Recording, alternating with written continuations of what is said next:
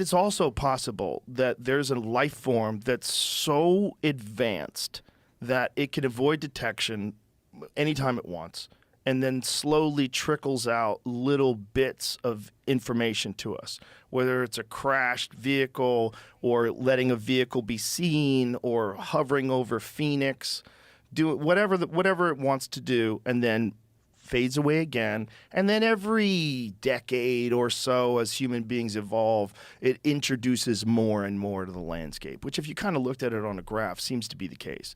Because we do that. It just seems so duh. Like, allegedly, we went to the moon. But we definitely sent rovers to Mars. We definitely send satellites into space to take incredible imagery of Jupiter. We definitely do all that. Why would we not think that another species would do that?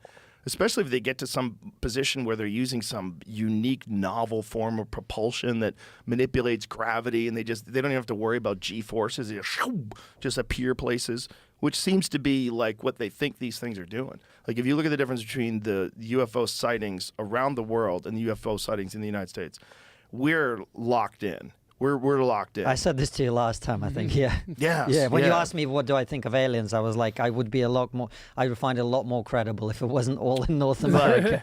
I think there's probably both things going on.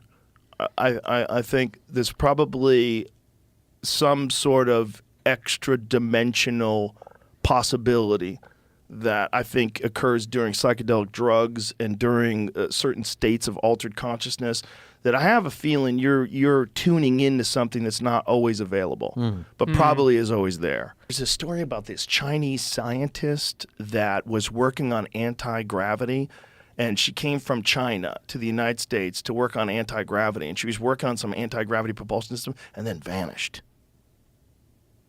Like, probably went back to China. Yeah, I mean... Yeah, probably went back to China. That would be the ultimate thing that you'd have to keep secret from another country. If you're making something that is some sort of a gravity propulsion system and you've made a breakthrough, you're not going to put that on Wired.com. You're not going to broadcast that on CNN. You're not going to tell anybody that. Because if the other countries find out, if the other superpowers, if China and Russia find out that we have some sort of a gravity propulsion, everyone's going to die. Yeah. They're going to steal all the information. Doesn't make sense still.